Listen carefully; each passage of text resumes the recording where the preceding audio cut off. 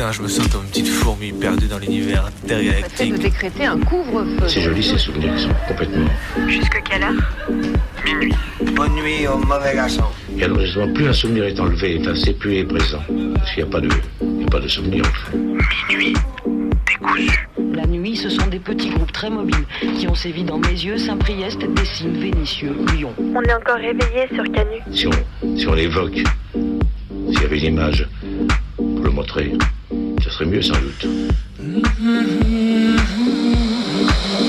Vous savez qu'il y a une légende terriblement érotico-radiophonique qui dit que nous ne connaîtrons vraiment que lorsque nous aurons fait ensemble le tour complet du cadran. Il est 23h23. C'est débrancher ses oreilles du monde. Il est 23h54. Pour les rebrancher sur un autre. La radio la nuit, ouais, il y a un truc, il y a quelque chose de particulier, quoi. Va-t-elle s'échouer quelque part, exploser en cours de route, fondre dans notre nuit noire? Comète venue d'ailleurs, est-ce que quelqu'un t'envoie? Dans l'obscurité, les ondes radio se propagent plus loin. Ça nous ferait vraiment plaisir de vous entendre, d'entendre vos histoires à vous aussi. C'est Minuit décousu qui te parle. On va se laisser porter dans la nuit. Il est 3h. La radio de nuit n'est pas mineure. Alors il y a moins de monde, mais je trouve que c'est des gens intéressants aussi parce qu'ils écoutent vraiment, ils sont vraiment là.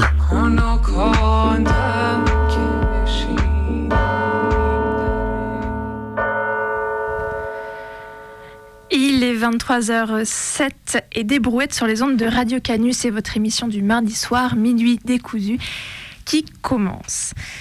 Et ce soir, j'ai gentiment poussé mes camarades hors du studio pour me retrouver seule à la régie et derrière le micro pour coller des bouts de texte et de voix sur la question des violences sexistes et sexuelles dans nos milieux. Et par nos milieux, j'entends les milieux autonomes libertaires. Les violences sexistes et sexuelles, VSS comme on les appelle, ne nous épargnent pas, quand bien même nos convictions sont anti-autoritaires et contre toute forme de domination. Et pourtant, on trouve encore du monde pour appeler camarades des violeurs. Que les VSS n'épargnent pas les milieux autonomes ne surprendra personne. Comme d'autres rapports de domination, elles traversent toute la société et il est évident que nous devrons lutter jusque dans les espaces militants. Moi, ce qui m'interroge, c'est la manière dont on adresse collectivement le problème. De dénonciation de violence en dénonciation de violence, on assiste à des levées de boucliers qui opposent des groupes entiers jusqu'à régulièrement les faire imploser. Certains parlent d'embrouille, d'autres noient le poisson. On voit naître des histoires taboues dont plus personne ne veut plus discuter. Un certain nombre de leviers qui sont régulièrement utilisés pour faire face à des cas de violences sexistes et sexuelles sont très durement ciblés par des critiques, les associant à des formes de justice punitive qui seraient influencées par le système pénal et carcéral. Les féministes libertaires ne portent généralement pas plainte justement parce qu'elles sont contre la justice pénale. À la place, on dénonce les agresseurs, on les confronte, on demande au collectif de se positionner contre une violence qui est systémique et ne peut être considérée comme un conflit entre deux individus. Parfois, l'exclusion est demandée. Est-ce qu'on parle de justice, de faire justice ici? Personnellement, j'en suis pas certain. Ce qui est sûr, c'est qu'on refuse le statu quo et qu'on exige que le collectif se saisisse du problème et protège les victimes en leur permettant de continuer à évoluer dans nos espaces. Pour faire justice, encore faudrait-il en avoir les moyens. Ça fait un moment que j'ai envie de faire cette émission. J'avais envie de pouvoir de faire se croiser des idées, des paroles dans un contexte qui n'est pas celui d'une affaire de VSS justement. De se poser les questions de fond. Et en même temps, j'ai traîné des pieds parce qu'au fond, je suis comme les autres, je meurs pas d'envie de plonger la tête la première dans la merde. Pour construire l'émission, j'ai mené 2 entretiens, il y a respectivement 2 et 1 an. Le premier est avec le collectif Bagarre de Toulouse, qui n'existe plus aujourd'hui, et qui revenait sur leur brochure « Ceci n'est pas un call-out » dont je lirai certains extraits. Le deuxième est une discussion avec une chercheuse et camarade Emeline Fourment, qui travaille sur les VSS dans les milieux libertaires autonomes allemands, à partir d'archives. Merci à Yale pour leur patience et leur travail précieux.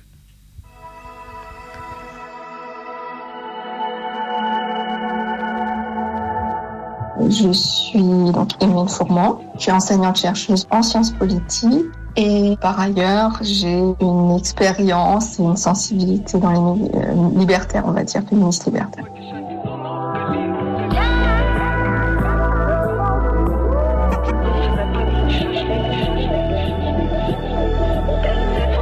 Je travaille depuis 2014, donc ça fait plus de 10 ans, sur des cas de violences sexuelles commises à l'intérieur des milieux libertaires en général par un militant sur une militante, mais parfois ça peut être sur une militante sur une autre militante, et sur la façon dont les militantes féministes répondent à ces violences, en essayant de développer des manières de, pas forcément de les juger, mais en tous les cas de marquer le fait que la norme ne devrait pas être la violence sexuelle dans les milieux libertaires.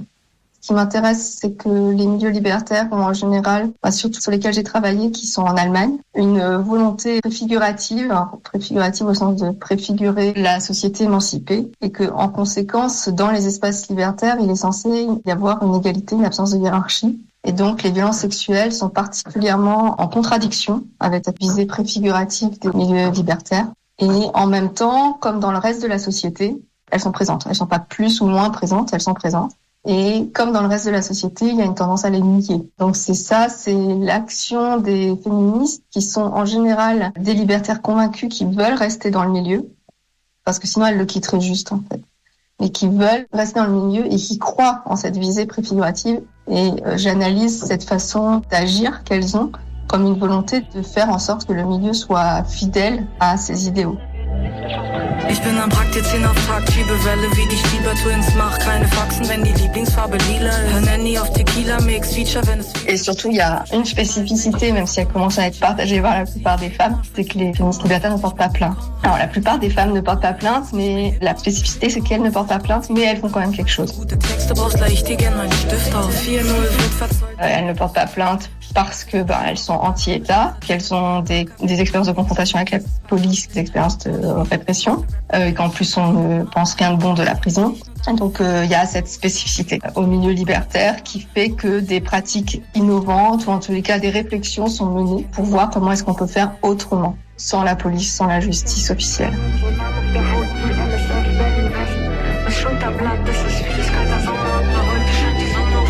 Berlin West, bis Schulterblatt wird gezeckt, tragen unsere Namen auf der Haut wie LSF Berlin West. Bis Schulterblatt, das ist fies, kalter Sommer, aber heute scheint die Sonne auf Berlin. Von 4 bis nach Hamburg, dicker Toys werden rasiert. Du siehst scheiße aus und deine Pumpe steigt, wenn du uns siehst. Sind unkorrekt, ihr Pisser, habt nichts Besseres verdient. LSF und eure Kinder werden lesbisch aus Prinzip. LSF und eure Kinder werden lesbisch aus Prinzip. Ihr Pisser, habt nichts Besseres verdient. Berlin West. Bagarre, c'est un collectif anarcha-féministe qui a été créé il y a 2 ans à Toulouse pour venir répondre au manque que ressentaient certains et certaines camarades par rapport au fait que justement il n'y avait pas d'organisation ni de collectif anarcha-féministe à Toulouse. Et ce manque qui se faisait quand même pas mal sentir, sachant que du coup on a dès le départ posé des bases de fonctionnement, notamment au regard de la mixité. Donc on a un collectif en mixité choisissant les hommes cis. Notre objectif quand même c'est d'avoir un rapport de force féministe dans la ville, localement. Mais aussi, évidemment, en tant que collectif anarchiste, on a des angles beaucoup plus larges. Ça va aller de se positionner pour les questions antifascistes, sur les questions trans, sur les questions LGBT en général. Et après, on a plusieurs modes d'action. Ça va être tout ce qui est, on va dire, communication, écriture de brochures, collage, tout ce qui est diffusion, information, que ce soit réseaux sociaux ou autres. Après, on a tout ce qui est aussi sociabilité et liens communautaires. On essaye aussi de faire du lien entre différents organes, donc de participer à des interorgas et de faire ce lien-là, toujours avec ce rapport de force féministe. Et encore plein d'autres choses que font la plupart des collectifs, mais organisation de cortèges, de appels à rassemblement, manifs, voilà. Un petit peu pour résumer, j'oublie certainement plein de choses, mais le gros du travail qu'on fournit pour l'instant, il est là. Fuera de mi Mercedes entró como saliva del arce negro estás. Nunca te dije flaco, quédate conmigo, fuiste vos solo nomás. ¿Cómo pudiste negro no leerme? Te escribí para mí no perderme. Duele la aguja fría ahora como agua sobre la frente perfora. Yo no quería nada más que... Octobre 2023, collectif Bagarre. Ce texte va parler de violences sexistes et sexuelles, VSS, et notamment de viol. Il traite des outils qu'ont développés les luttes féministes ces dernières années pour y répondre, principalement au sein de nos espaces de lutte. Qu'on soit bien d'accord, les violences sexistes et sexuelles ne sont pas des conflits ou des micro-agressions, mais bien des violences systémiques encouragées et permises par la société patriarcale. L'angle de vue est celui du féminisme révolutionnaire anticapitaliste, et ce texte veut rappeler que le féminisme libéral n'a rien à faire dans nos milieux. Cette brochure pourra être rééditée régulièrement en fonction de l'évolution de notre réflexion. Ceci n'est pas un call-out. te hace falta coraje. C'est une brochure qui est un peu longue, hein, elle fait 50 pages, mais ça nous tenait énormément à cœur parce qu'en fait, on s'est aperçu que, alors paradoxalement, il y a eu un focus qui a été mis sur le féminisme depuis MeToo et que, en fait, ce focus, au lieu de faire bouger les lignes, en fait, on s'est aperçu que le féminisme était un petit peu en train d'être rémâché et recraché par le capitalisme sur un format un peu vidé de son essence. Et du coup, il y a plein de discours qui ont commencé à apparaître, très à la marge ou très minoritaires, en tout cas qui n'étaient pas pris au sérieux et qui commencent à se faire entendre et qui nous semblaient dangereux et qui revenaient un petit peu sur les bases mêmes du féminisme. On commençait à entendre comme discours, c'était vraiment une redéfinition de la culture du viol, entre autres dans les milieux militants, par le biais du coup de la défense d'autres pratiques de justice, donc la justice transformatrice. Ça a commencé à sonner l'alarme dans nos têtes et on s'est dit qu'il fallait vraiment remettre les bases de ce que c'était que l'autodéfense féministe. L'objectif de la brochure, en fait, c'est de rappeler que les outils d'autodéfense féministe, dont le call-out, sont des outils dont on a besoin.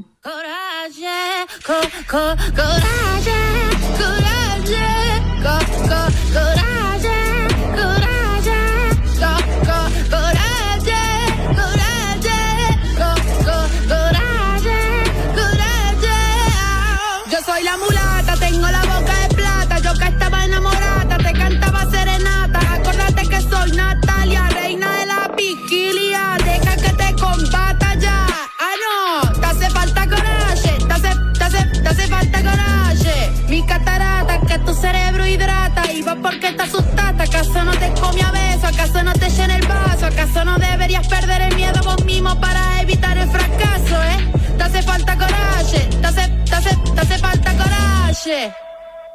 Les outils dont nous parlons dans cette brochure permettent de faire circuler l'information lorsqu'une personne a des comportements violents ou a commis des VSS. Ils ne permettent pas d'empêcher l'agression ou d'assurer que l'AE violeuse agresseuse ne recommence pas ailleurs. Ils permettent en revanche de poser le problème collectivement afin de responsabiliser une communauté, un milieu ou une organisation. Ils permettent de libérer la parole si les agresseuses violeuses sont dénoncées et donnent la force à d'autres de témoigner. Il est très important pour les victimes de savoir à quoi s'en tenir, qu'elles ne sont pas seules et que leur préjudice est reconnu. Cela peut permettre également à l'agresseuse violeuse soit mise en face aux conséquences de ses actes sur les personnes agressées. Cela permet de ne pas taire, invisibiliser, banaliser, minimiser, justifier ou excuser ses comportements. Pour finir, ces outils permettent de mettre en sécurité les victimes et ainsi faciliter leur travail de reconstruction, travail difficile à faire avec l'agresseur, violeur dans les parages. Ces outils nous sont donc précieux bien que perfectibles. La parole de la victime doit orienter l'usage ou non de ces outils, à savoir que la manière dont les informations sont communiquées, leur quantité, les interlocutrices, etc. sera déterminée selon sa volonté. Ces outils permettent également une protection collective, savoir sur qui nous pouvons nous reposer, militer en ayant confiance dans les camarades qui nous entourent, se sentir épaulés et soutenus. Néanmoins, nous tenons à préciser que ces outils féministes s'utilisent dans le cadre des VSS. Le call-out a parfois pu être détourné pour servir des intérêts individuels ou des jeux de pouvoir. Comme tous les outils, s'ils sont entre de mauvaises mains, ils peuvent se retourner contre nous. Nous avons conscience qu'il faut rester attentif aux dérives autoritaires. Pour autant, ces contre-exemples ne doivent pas être un prétexte à invisibiliser le besoin d'autodéfense féministe. Tout comme le nombre de fausses dénonciations pour faits de VSS, dont nous voulons rappeler qu'elles existent malheureusement, reste ultra minoritaire et ne doit pas invisibiliser l'ampleur et la gravité des cas réels qui sont la majorité. Prétendre le contraire, c'est perpétuer la rhétorique des masculinistes et des antiféministes. Nous pensons que le fait de réfléchir collectivement au VSS en amont et en aval est aussi une manière d'anticiper un mauvais usage de ces outils.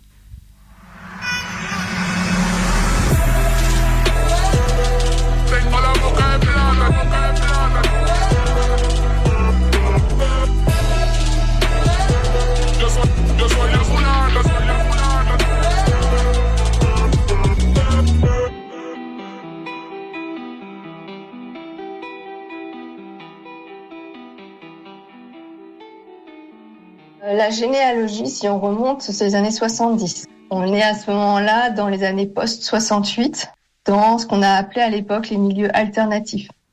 Moi, je retrouve des archives dans les archives du milieu autonome. Les autonomes, c'est quoi? Ça naît des milieux alternatifs, mais pas mal en contradiction avec ces milieux. L'idée, c'est de créer des espaces qui font sécession, en fait, avec le reste de la société.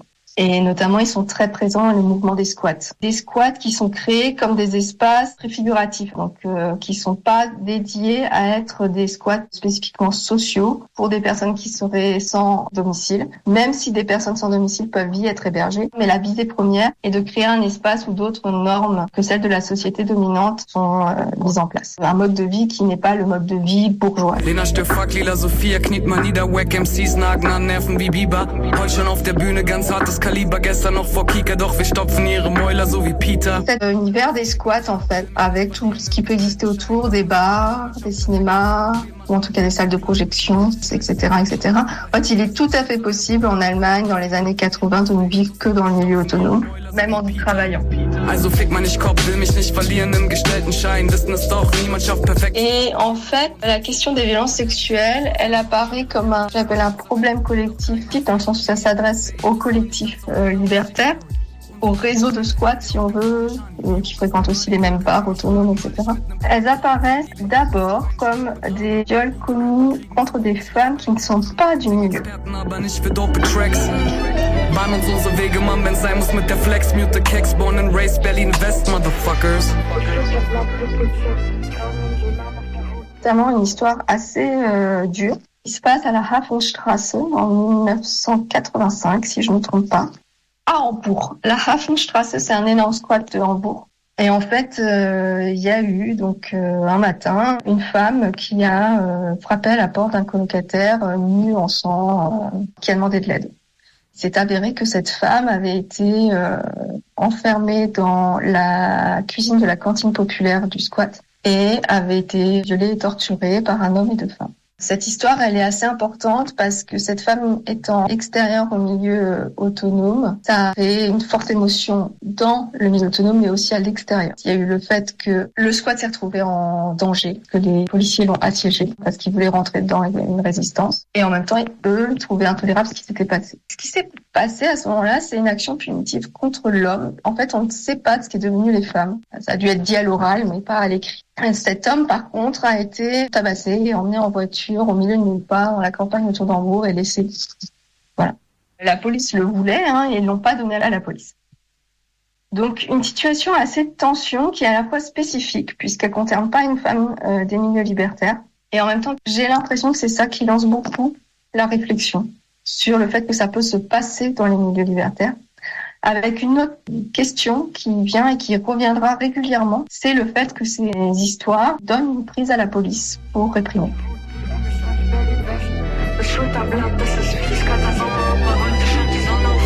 Berlin West, bis Schulterblatt wird gezeckt, tragen unsere Namen auf der Haut wie LSF Berlin West.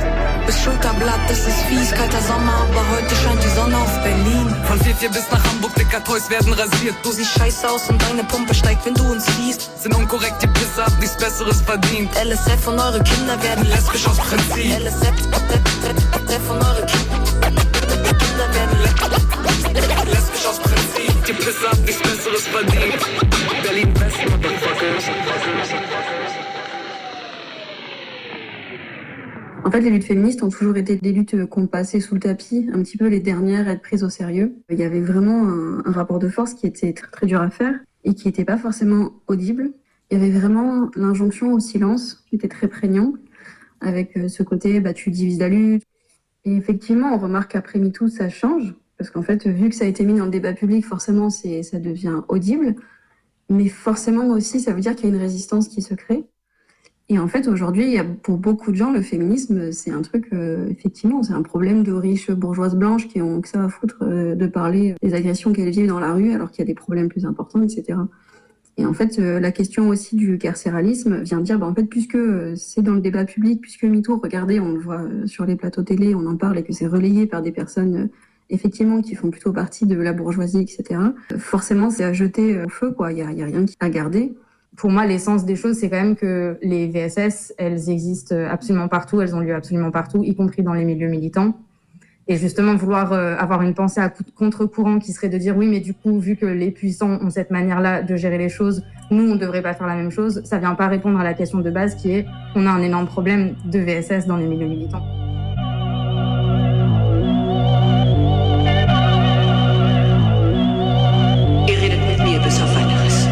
Genau, hört auf Mami. Lies jetzt der Boss. L'onde de choc provoquée par la révolte féministe suite au mouvement de MeToo est revenue sous forme de backlash antiféministe, touchant aujourd'hui également les milieux dits féministes, radicaux, queer, révolutionnaires, intersectionnels, antipatriarcaux, etc. Les arguments masculinistes sont recyclés au sein de nos propres milieux sous prétexte de recul critique et d'humanisme. La question féministe occupe ainsi le devant de la scène depuis plusieurs années, pour le meilleur et parfois pour le pire. Si cela a permis de visibiliser nos luttes, d'autres cherchent à se les réapproprier ou à les déformer en les passant à la moulinette du libéralisme, à tel point que le féminisme est devenu une mode et que tout le monde s'en réclame, cherchant au passage à faire son beurre dessus. Nos milieux militants ne sont ainsi pas épargnés par ces pratiques. Sous couvert de féminisme, certaines arrivent dans nos espaces de lutte et insufflent sournoisement un discours contre-révolutionnaire. C'est le cas des théories sur la justice punitive qu'exerceraient les féministes lorsqu'elles se défendent. Ces théories, qui n'ont rien à envier au discours masculiniste, viennent remettre en question nos outils d'autodéfense collective pour mieux protéger les agresseuses et les violeuses dans nos milieux. Ces théories, heureusement minoritaires, restent cependant dangereuses et demandent toute notre vigilance quant à leur propagation.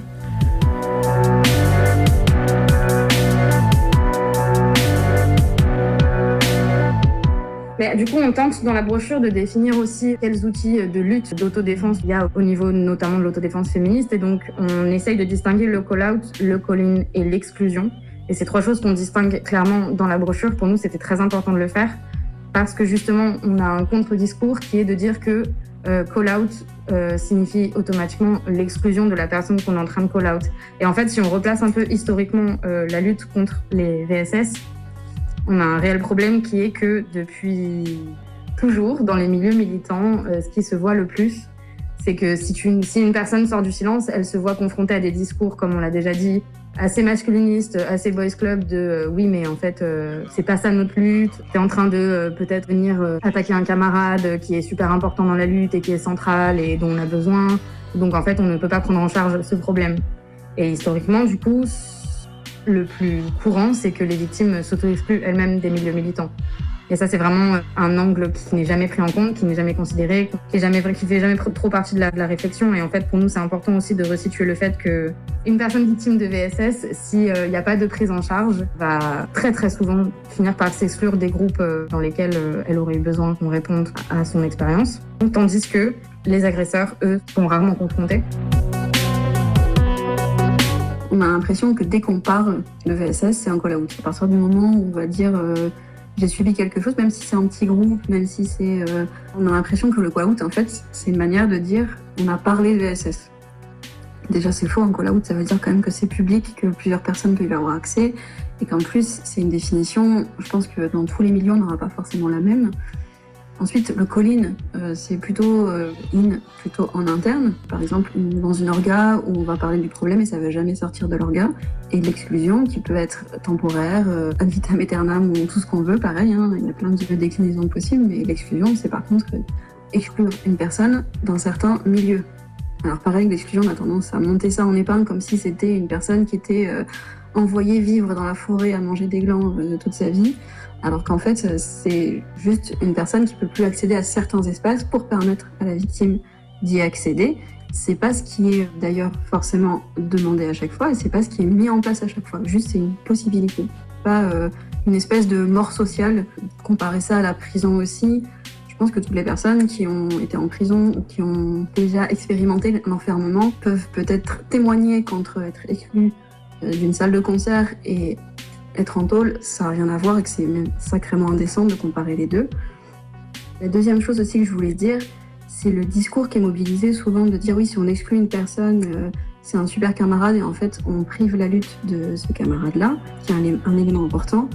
Je trouve que déjà cet argument-là, ça montre en fait à quel point on n'en a rien à foutre des VSS et que c'est un argument qui est issu de la culture du viol, puisqu'on estime qu'un bon camarade, c'est quelqu'un qui peut violer des gens. On peut violer des gens et être un bon camarade. La justice punitive n'est bizarrement remise en cause que dans le cadre des VSS. Qu'en est-il des personnes de nos milieux qui poucavent, des flics infiltrés ?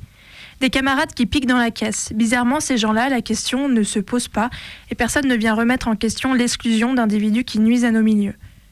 Pourquoi les questions des VSS sont-elles traitées différemment des autres questions d'autodéfense collective ? Si des fachos viennent attaquer nos événements ou nos lieux militants, devons-nous tendre l'autre joue ? Devons-nous comprendre les motivations personnelles de nos agresseuses et leurs émotions ? Envisageons-nous de proposer une justice restauratrice entre les personnes trans harcelées par Dora Muto et cette dernière ? Allons-nous un jour envisager d'accompagner l'extrême droite grâce à une médiation pour qu'elles y arrêtent de menacer les shows de drag queen ?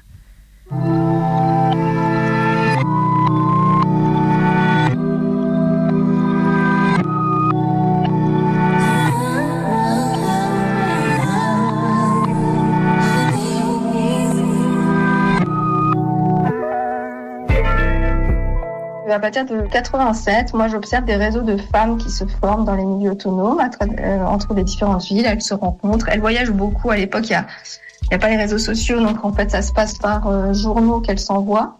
Par exemple, les femmes de Berlin envoient un texte aux femmes de Francfort, aux femmes de Hambourg, aux femmes de Munich. Et ensuite, les femmes de Munich, de Hambourg et Francfort vont le copier et l'envoyer aux petites villes qui sont autour. Qui elles-mêmes vont peut-être l'envoyer aux autres petites villes. Donc ça se forme comme ça. Mais c'est un réseau donc de diffusion qui fonctionne comme ça. Donc ça va assez vite en fait. Et par ailleurs, elles voyagent beaucoup en train. Et donc là, il y a des discussions qui commencent et on a des cas qu'on retrouve. Donc j'en ai à Göttingen en 89, je crois.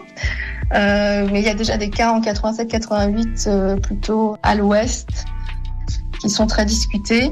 Et voilà, ça se multiplie, on a plein, je ne peux pas tous les nommer. Et ce qui apparaît à ce moment-là, c'est que l'accueil par le milieu libertaire est beaucoup moins consensuel que dans le cas de ce viol avec torture dans la Hafenstrasse, puisqu'en fait, c'est pas forcément de la violence avec torture, donc souvent des viols par un militant sur une militante qui sont soit en couple, soit amis, soit colocs. Et donc ça crée des grosses dissensions dans les groupes, dans les colocs, dans les milieux, entre ceux qui veulent bien croire la victime et ceux qui ne la croient pas. Et au départ, ce qui se passe, c'est que à l'époque, on a encore en Allemagne des milieux non mixtes féministes très importants et que les féministes internes aux milieux autonomes en général perdent et vont rejoindre les milieux non mixtes. Donc, en fait, il y a toute une partie des militantes qui changent de squat en fait. All my life been a black sheep. All my life been the black keys. True, I never really was a bad breed. Daddy probably rolled for me an athlete. Man, that nigga move like a taxi. All my life in the backseat. You talk about life, is it that sweet? All these eyes staring at me. La première chose qui est importante, c'est qu'elle parle jamais de justice. Elle parle de révolution ou d'abolition du patriarcat. Ensuite, la deuxième chose, c'est qu'elle demande pas forcément de punition. Il y en a qui demandent l'exclusion de l'agresseur des milieux autonomes. Il y en a qui le demandent pas forcément, mais qui demandent une reconnaissance des faits et une discussion collective pour que ça ne se reproduise plus, de comment on peut mettre en place des choses pour que ça ne se reproduise plus. Donc cette discussion, elle est toujours demandée et elle peut être associée à une exclusion de l'agresseur qui est demandée et qui est de façon systématique refusée. Et au départ, les femmes fournissent un récit de ce qui s'est passé, des victimes. Et au fur et à mesure, elles vont arrêter de le fournir avec une stratégie qui va être développée de dire que si une femme dit que c'est un viol et on ne discute pas des faits. Pourquoi elles font ça ? C'est parce qu'elles ont l'expérience que quand on donne un récit, tout le monde va se concentrer sur ce récit pour le décrédibiliser. Et que, en conséquence, ça n'a aucun intérêt puisque tout le monde s'invente, juge sans connaître la question des violences sexuelles, qui par ailleurs est encore très mal connue à l'époque. Les recherches féministes commencent et on est encore dans des paradigmes où on pense que c'est des hommes malades. C'est-à-dire que les féministes ont cette idée que c'est un problème de domination, mais elles ont très peu de moyens de le montrer et elles falsifient des chiffres, elles inventent des chiffres. I've been feeling real low, nigga, low key. How a brave heart feeling so weak. Tattoos on my passport, no sleep. This is what you asked for, don't weep. Don't whinge, man, I'm here and I won't leave. All I wanna do, make songs, blow trees. Wouldn't be honest with myself if I don't speak. So I make the point to address it, man, you know me. Got me believing in Buddha, the more I proceed. Oh, this life isn't guaranteed. All my life felt a cold breeze in and out, but staying up and never down. You hearing me now? À partir du moment où elles donnent plus le récit, c'est leur façon de procéder en refusant de donner le récit qui va être critiquée. Donc en fait, elles appellent ça le pouvoir de définir des victimes.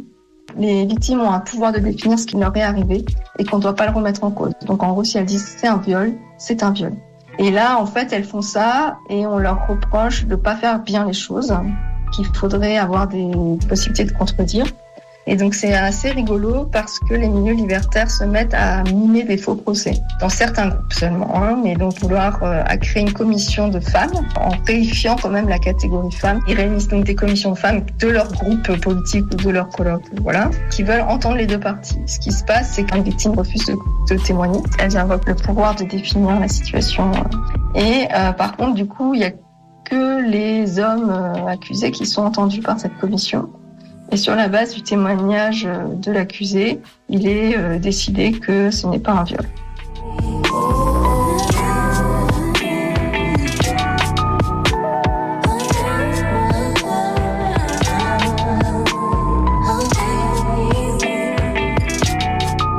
Il y a quelques groupes minoritaires qui font ce qu'on appelle du Täterarbeit, du travail avec l'agresseur. En fait, ce qu'on appelle aujourd'hui justice transformatrice est très très proche de ça. Ça prend la forme ce qu'on appelle à l'époque dans les milieux pro-féministes une thérapie radicale pour hommes, qui consiste à prendre conscience de ses comportements vis-à-vis des femmes. Dans la sexualité, beaucoup de discussions aussi sur la pornographie et la prostitution. Ce mouvement pro-féministe, il existe, il apparaît dans les débats, mais il est très minoritaire. Ce qui est majoritaire, c'est vraiment ce débat autour de la crédibilité des victimes et de la façon de faire des féministes, le fait qu'elles imposent que c'est un viol, voilà, et qu'elles veulent souvent l'exclusion.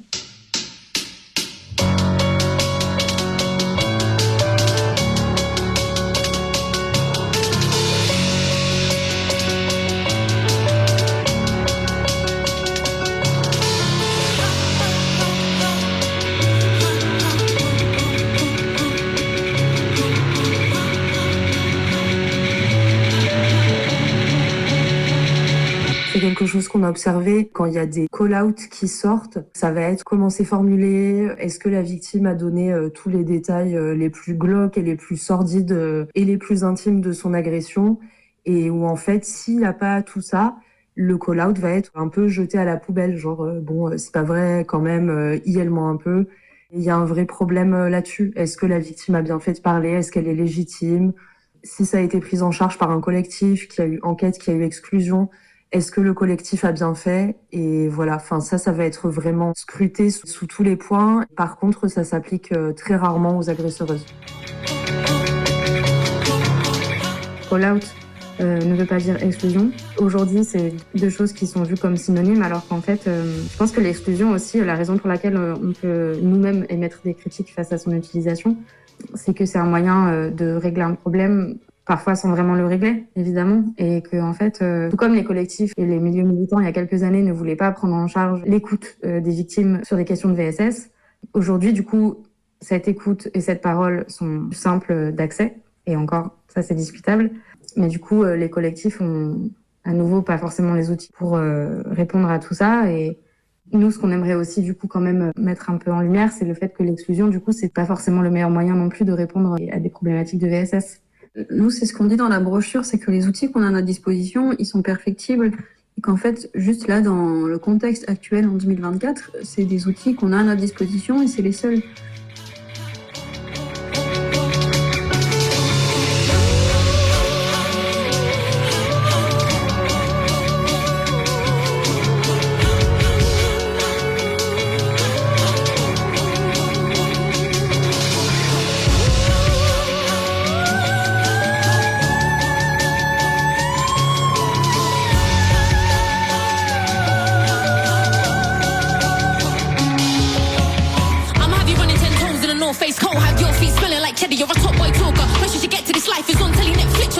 I'ma have you looking on the thin line, but not between music and road. My words are heady. Dr. Blunt, got no smoke, rude girl. I can already see that you ain't ready. You're a hypocrite. Say you hate drama, but you're at the center of it. You're a hypocrite. Say all men are trash, then you cheat on your man for cash. Oh man, you're a hypocrite. Say you keep it real, but I can't even do 'cause I already know you're a hypocrite. Don't promise me this or promise me that when I already know you're a bestie. Left me from my enemy, called a friend of me. Fundamentally, I know she's a hypocrite. Class A backstabber, official man grabber, countless man had her.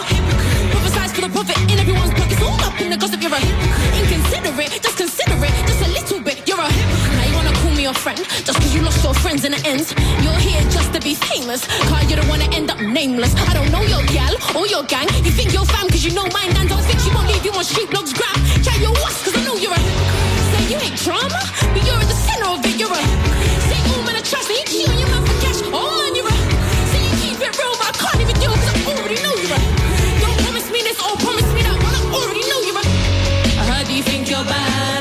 Okay, cool then, let me take you back to school then. You treat others like trash just to feel cool, yeah? Now how you like it so nothing cool then. Out for the clout, for the clout. Who you fooling on Insta? Trying to catfish, looking plastics. I'm a rat chick, crack chicks, doing trap tricks. Are you stupid or are you dumb? Real talk, stop sucking your thumb. And when the situation gets sticky, real talk, stop calling your mum.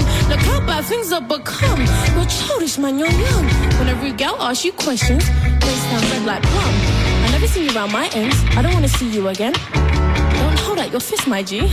We are not friends. I swear you always come round here. Well, this is where it ends. And I swear when I saw your girl, I told her pine your friend. I know you wanna call me your friend, just cause I left your friends in the ends.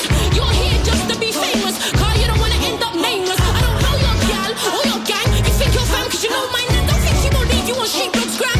Share your wax cause I know you're a say you hate drama, but you're at the center of it. You're a say who in the trash and you cheat on your man for cash. Oh man, you're a hypocrite. So you keep it real, but I can't even do it cause I already know you're a don't promise me this or promise me that when I already know you're a when I already know you're a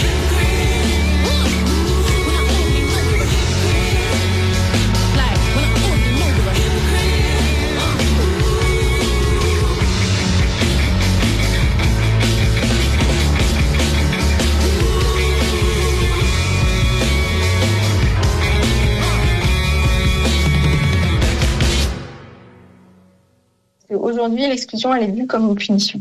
Mais à l'époque, la question de justice, elle n'est pas posée. Il n'y a aucun moment où les féministes parlent de justice. Ce qu'elles veulent, c'est que la norme soit affirmée. Et donc, ce qui les intéresse, c'est moins cet agresseur en particulier que le fait qu'en excluant l'agresseur, le groupe va reconnaître qu'il peut y avoir des violences en son sein. Elles sont absolument pas dupes sur le fait qu'il y a sûrement d'autres violences et que cet agresseur, ça lui tombe un peu dessus parce que c'est lui qui a été dénoncé.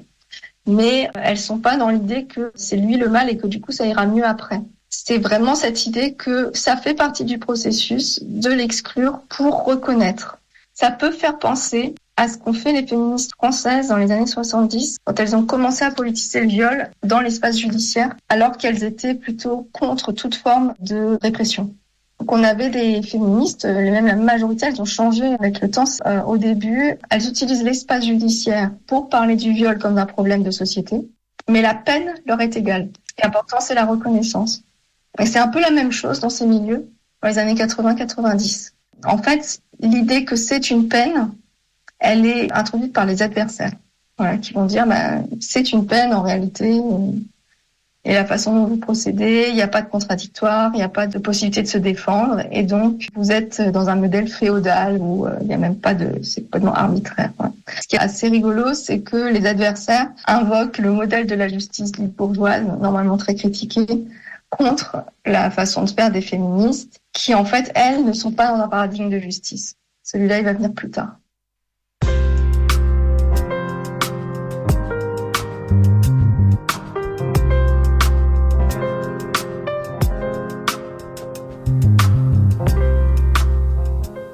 Le concept de justice punitive fait référence à une approche de la justice qui se concentre principalement sur la punition des auteurs de crimes ou de délits, souvent par des peines d'emprisonnement ou des amendes, plutôt que sur la réparation des torts causés aux victimes et la résolution des problèmes sociaux qui peuvent contribuer à la criminalité. Cette forme de justice convient aux féministes réformistes qui plaident pour l'amélioration et l'augmentation des peines de prison, convaincus que des peines de prison plus sévères et plus longues aideront à résoudre les problèmes liés aux violences de genre. À l'inverse, les critiques de la justice punitive bourgeoise partent du constat que la punition n'est pas la solution et que c'est les inégalités engendrant la criminalité qu'il faut combattre. C'est ce que nous entendons par le terme radical, c'est-à-dire que nous considérons que la seule réponse à ces problématiques se trouve dans la résolution de ces enjeux à leurs racines. Défendue par les féministes révolutionnaires, Cette théorie tend à reconnaître que dans une société capitaliste, raciste, sexiste, la justice punitive est injuste, discriminatoire et disproportionnée, en particulier envers les personnes marginalisées, pauvres, racisées et LGBTQ+. En somme, les critiques du concept de justice punitive soulignent que la justice doit être orientée vers la résolution des problèmes sociaux et la réparation des dommages, plutôt que vers la punition des auteurs de crimes, et qu'une telle approche est plus juste, plus efficace et plus respectueuse des droits humains. Jusqu'ici, c'est une critique que nous partageons. Si, jusqu'à présent, la justice punitive était un élément de vocabulaire qui servait à désigner les méthodes de l'État et sa répression, sa critique fait aujourd'hui son entrée dans les milieux féministes et queer pour dénoncer les outils d'autodéfense féministes et leurs stratégies, et ce au nom d'un anticarcéralisme dévoyé. En effet, cette critique du carcéralisme assimile justice punitive et prison aux outils de lutte d'autodéfense féministe. Ces discours portent sur la soi-disant justice punitive qu'exerceraient les féministes et ne sont que d'énièmes tentatives de les bâillonner à nouveau. Il est de plus en plus courant de lire certains textes dénonçant les outils de protection comme le call-out, le call-in ou l'exclusion sous ce prétexte. Ces théories nous expliquent donc au calme que ces outils-là répondraient à une logique punitive et qu'ils viendraient briser des vies, rappelant au passage des arguments masculinistes. En plus, c'est déjà arrivé qu'on nous compare à la justice française ou à des keufs, etc. Et en fait, pour moi, c'est vraiment un discours anti-féministe total, parce que la plupart des personnes qui nous disent ça sont censées être des camarades qui ont l'habitude d'être confrontés aux keufs. Ils savent très bien qu'on n'a pas ce pouvoir-là, justement. Et en fait, l'inversion des rôles, c'est vraiment une stratégie de décrédibiliser le discours féministe. Encore une fois, on rappelle qu'il n'y a pas de volonté de punir les agresseurs. Enfin, il n'y a personne qui se dit tiens, on va les faire payer en leur faisant du mal, enfin, avec un truc un peu presque qui serait de l'ordre de la morale. C'est pas du tout ça, c'est de l'autodéfense. Dans la réalité, et en imaginant que nous le souhaitions, nous n'avons que peu de pouvoir de punir. Ce pouvoir de punition fantasmé est bien loin du concret. Certaines exclusions qui ont eu lieu dans nos milieux militants n'ont jamais été réellement effectives. On retrouve la personne exclue dans nos espaces, profitant d'une solidarité qui lui permet d'être toujours présente d'une manière ou d'une autre, cette solidarité qui provoque de fait l'isolement des victimes.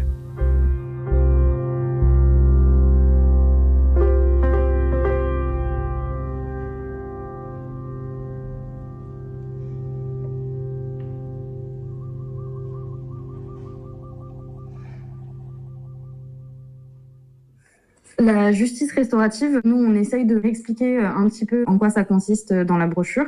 Donc en fait, c'est un ensemble de pratiques qui ne sont pas issues de nos milieux à la base. Ça s'inspire plutôt de certains peuples africains, de certains peuples en Nouvelle-Zélande ou des communautés de natifs et natives en Amérique du Nord. Et en fait, c'est du coup un ensemble de pratiques qui correspondent à des communautés assez précises et qui, elles, avaient besoin aussi d'une forme de justice qui était en dehors de la justice d'État, qui souvent revenait à un rapport de domination totale sur leur communauté.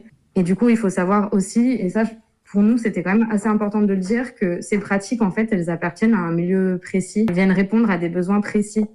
Et le fait d'en reprendre les principes pour essayer de les mettre en place, typiquement en France, à Toulouse ou ailleurs, ça équivaut forcément aussi à une certaine forme de whitewashing, hein. Et pour nous, du coup, initialement, c'était déjà important de pouvoir redonner un peu de contexte à qu'est-ce que c'est que ces nouvelles formes de justice restaurative ou transformatrice qu'on est en train de nous apporter comme étant la solution miracle.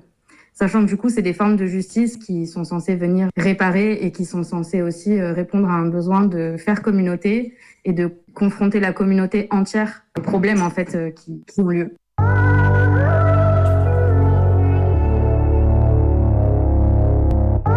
Il y a deux choses, il faut bien distinguer la justice restaurative et la justice transformatrice.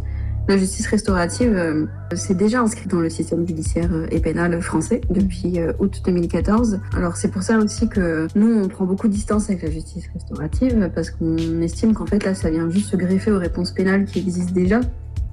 Et ça complète en fait le système répressif actuel.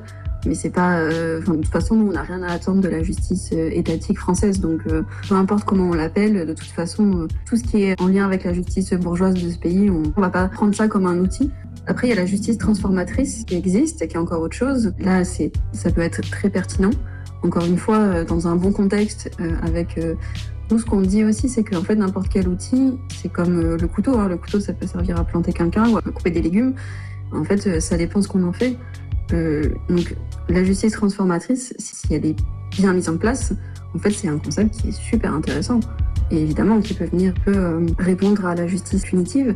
Mais ce qu'on remarque, c'est dans nos milieux, et c'est pour ça qu'on a créé cette brochure, c'est pas pour... On précise, parce qu'on nous l'a souvent reproché, c'est pas pour dire la justice transformatrice, c'est mal, il faut surtout pas s'en emparer. C'est pour dire il faut être vigilant et vigilante sur le fait que ça peut aussi servir, juste des fois, à réhabiliter des personnes qui ont agressé ou qui ont violé, puisqu'il suffit qu'on se mette en cercle, qu'on dit c'est bon, on a fait un cercle restaurateur et voilà, et c'est bon, on peut faire comme si les VSS n'existaient plus et la culture du viol était terminée. Et après, il y a aussi le point de vigilance sur le fait que, comme l'a dit le camarade, aussi savoir d'où ça vient, comment on mobilise, qu'est-ce qu'on invisibilise aussi derrière, comment en fait on peut avoir, ne serait-ce que d'un point de vue pragmatique, l'énergie en fait de mettre ça en place quand déjà on n'arrive pas à s'occuper des victimes, ou ne serait-ce que prendre un petit peu d'énergie sur nos temps militants pour prendre en compte les cas de VSS. Donc c'est un petit peu tout ça qu'on essaye juste de mettre des points de vigilance dessus.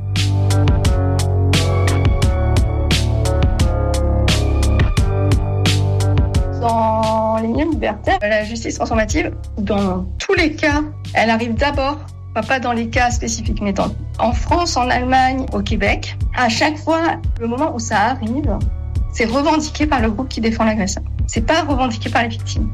Dans les milieux libertaires, parce que c'est pas pareil pour la restaurative. Mais dans les milieux libertaires, les victimes qui décident de faire de la justice transformatrice, souvent c'est aussi un impératif moral qu'elles se donnent. C'est-à-dire d'être de bonnes anarchistes. Enfin, anarchistes, bonnes libertaires, voilà. Tout ce qu'on veut. Et on a quelque chose qui est très très fort là-dessus, d'un impératif moral qui est posé aux victimes, et aussi une figure de la bonne victime qui est propre à celle des milieux libertaires, qui est la victime qui est prête à s'engager dans un processus qui va permettre à l'auteur de se maintenir dans le milieu et à se transformer. Sachant qu'on n'arrive pas vraiment à faire un changement du milieu, et que donc la justice transformative ressemble beaucoup à la justice restaurative, de facto. Enfin, en pratique, pas dans les aspirations, mais dans les pratiques. Ça veut dire qu'on demande beaucoup aux victimes de penser au destin de l'agresseur. Ce qu'on entrevoit aussi dans la mise en place de formes de justice transformatrice, c'est une injonction au pardon qui est quasi systématique. C'est comme si l'objectif final du coup d'un parcours de justice transformatrice, c'était au final que la victime pardonne à son agresseur.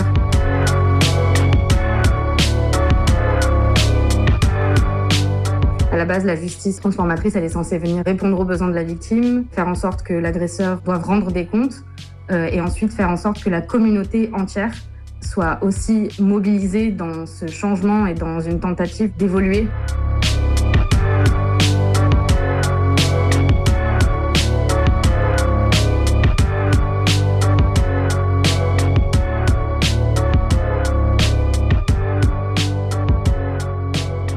Ce que j'observe, c'est que l'idée de justice transformatrice qui veut viser à transformer au moins la communauté qui est autour, ça c'est hyper difficile en fait. On ne sait pas trop comment faire. Et il y a un problème d'échelle pour moi, qui est que on essaye d'agir à partir d'un cas individuel sur un collectif. Or, qu'est-ce que c'est la communauté en fait ? Est-ce que c'est les proches victimes et proches de l'agresseur ? Ou est-ce que ça va plus loin ? Sachant qu'une des règles, c'est de ne pas publiciser. Donc ça se passe dans un espace relativement privé où seuls les proches sont au courant. Et comment est-ce qu'on veut, à partir d'un cas qui doit rester relativement secret, pour empêcher un effet de mauvaise réputation sur l'agresseur qui pourrait amener à une exclusion informelle, ou l'inverse, parce que c'est souvent ça, l'inverse qui se passe de facto quand on observe une exclusion de la victime, parce qu'il commence à y avoir, même indépendamment de la victime et de l'agresseur, l'idée qu'elle ment, qui revient très souvent. Mais comment est-ce qu'on fait pour à la fois éviter ces problèmes de mauvaise réputation, tout en publicisant ? C'est pas possible. C'est la réponse qui a été donnée par les milieux libertaires. Et donc, du coup, on garde ça dans un groupe très réduit de personnes qui n'en parlent pas. Et donc, on change absolument pas la communauté autour. Alors, la question, c'est est-ce que c'est à partir de cas individuels qu'il faut changer la communauté autour ? C'est aussi intéressant que là, on parle de cas allemands, pour ne pas avoir à parler de cas français, parce que sinon, ça va faire péter une pile à tout le monde. No me meto, pero si me meto en la política. No me siguen, no me reconocen porque siempre llevo peluquita. No soy débil, no soy evidente, soy una pendeja casi clásica. Gente que tiene money, gente pelotuda, tiene mucha guitarra. Cuando el dueño viene a la cocina, sabe que yo soy la que mejora masa. Hace tiempo que no vuelvo a casa, que mira pendejo, que pinga te pasa. Todo en esta vida cuesta money, cuesta minutero, cuesta vaselina. Nada bueno salió de apurarse, nada se consigue sin la disciplina. Mucho lujo, pero de segunda, mucha labia. Pero se te inunda. Mucha mafia, mucha milanesa, mucho paco y poca mayonesa. Mucha risa, muchas bendiciones, pero nadie cumple ninguna promesa.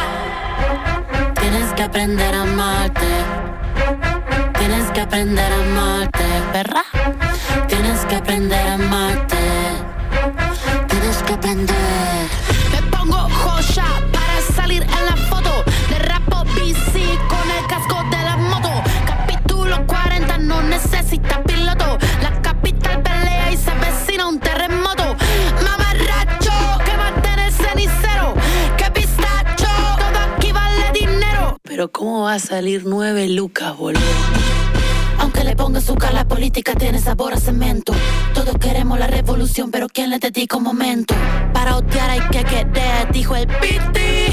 Toca atravesar la calentura de la city. Tienes que aprender a amarte. Tienes que aprender a amarte, ¿verdad? Tienes que aprender. Tienes que aprender a amarte. C'est pas propre du tout à l'Allemagne, mais j'observe ça partout. Ça conduit à des énormes divisions dans les milieux. La plupart des groupes politiques se disloquent. Les colloques se défont. En fait, c'est très difficile de trouver des gens qui veulent bien parler de toute cette période. On sait juste qu'il y a une majorité de femmes qui sont avec les victimes, une majorité d'hommes avec l'agresseur. Mais c'est pas noir ou blanc. Et souvent, les témoignages des femmes en faveur des agresseurs sont très importants, sont très mis en avant par la suite.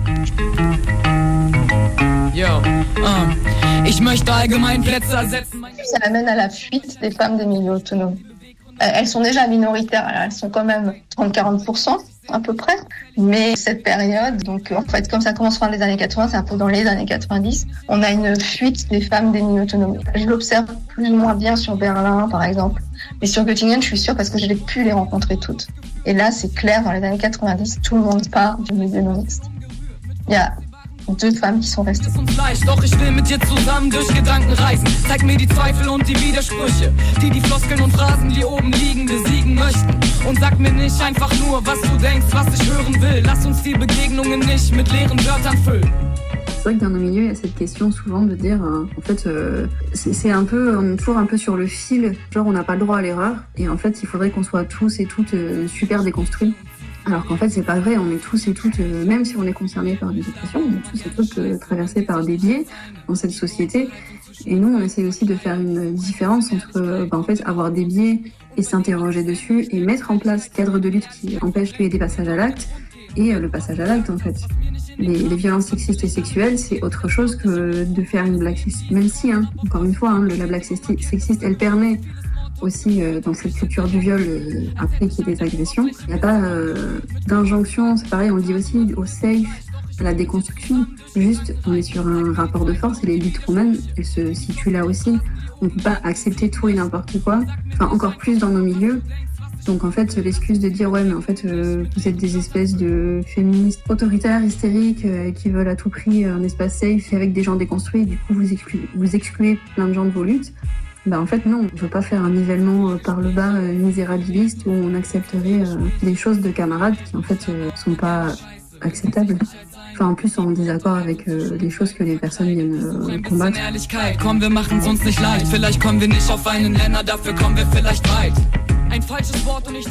première chose, c'est je crois qu'il n'est pas possible de créer un espace sans agresseur. Et la deuxième chose, c'est effectivement les féministes passent énormément de temps à gérer ces questions. Ce qu'il faut voir, c'est qu'elles passaient aussi énormément de temps à gérer les exclusions. Donc en fait, ce qui se passe, c'est que c'est les féministes qui passent énormément de temps à gérer les violences sexuelles. Est-ce qu'on a une solution là-dessus? J'en sais rien. Ce qui est sûr, c'est que le projet abolitionniste pénal est aussi un projet libertaire. Et il y a une tension avec le projet féministe. Et que si je puis me permettre, dire que la prison c'est mauvais parce que c'est les femmes qui en payent le coût, qui doivent aller voir les prisonniers, etc., n'est pas un argument en faveur de la justice transformatrice, puisque la justice transformatrice, elle retombe aussi sur le dos des femmes. Ça, c'est pas pour ça que la prison est mauvaise.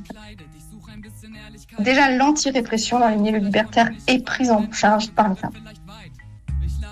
L'anti-répression, la justice transformatrice, tout ce qui a un rapport avec un peu de care et justice, c'est les femmes qui le font. Et ça, c'est lié à une division genrée du travail qu'il y a dans les milieux libertaires comme ailleurs et qui juste prend une forme spécifique dans les milieux libertaires. Unterhaltung zwischen uns beiden verkleidet. Ich suche ein bisschen Ehrlichkeit. Komm, wir machen's uns nicht leicht. Vielleicht kommen wir nicht auf einen Nenner, dafür kommen wir vielleicht weit.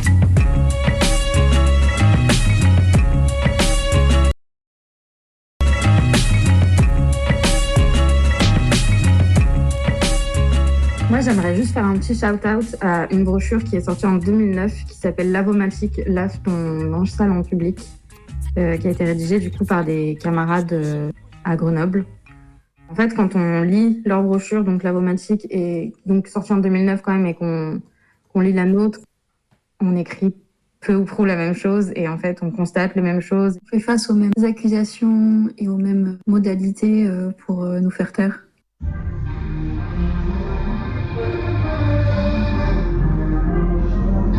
Mantis. Yeah.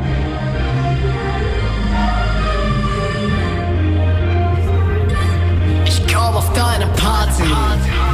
Schwarz ist meine Tarnfarbe, Lippen so rot wie die lodernden Flammen vom brennenden Nationalfahnen. Schwarzer Winkel, Bomberjacke, Patches gegen AfD. Ein Beatrix von Storch mich sieht, wie sie homosexuell erzählen. 1, 2, 3, stimmen deine Party unter Lego dabei. Feminismus oder Schlägerei, Trans-League shine bright like a Edelstein.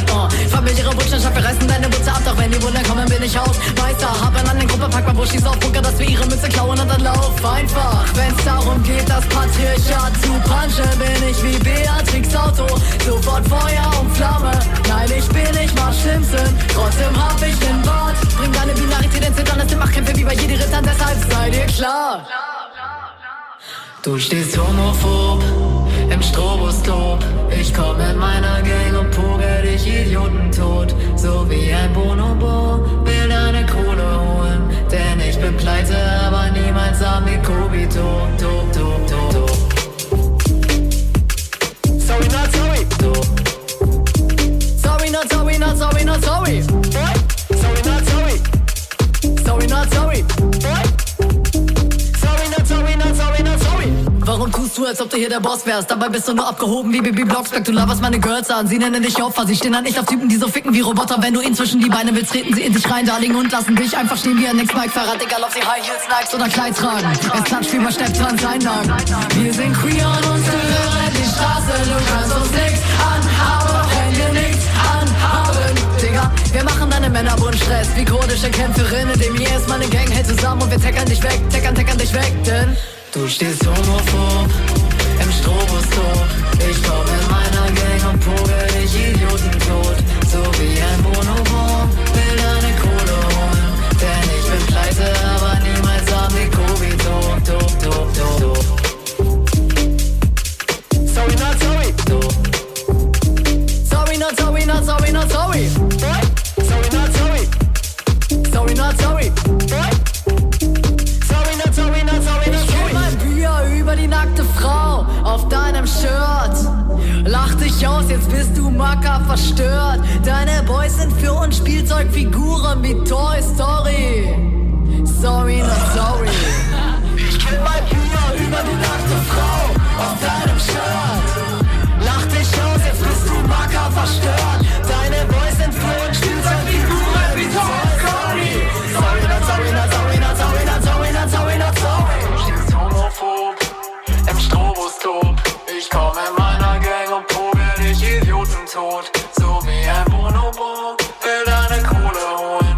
Denn ich bin pleite, aber niemals Amikobito. Sorry, not sorry. Sorry, not sorry, not sorry, not sorry. Sorry, not sorry. Sorry, not sorry.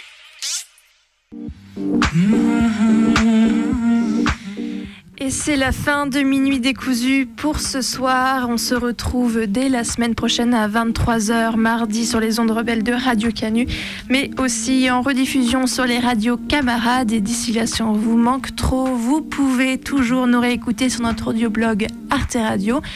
Et si vous avez envie de nous adresser vos retours et critiques, vous pouvez toujours le faire à notre adresse mail minuitdécousu@riseup.net. Bonne nuit.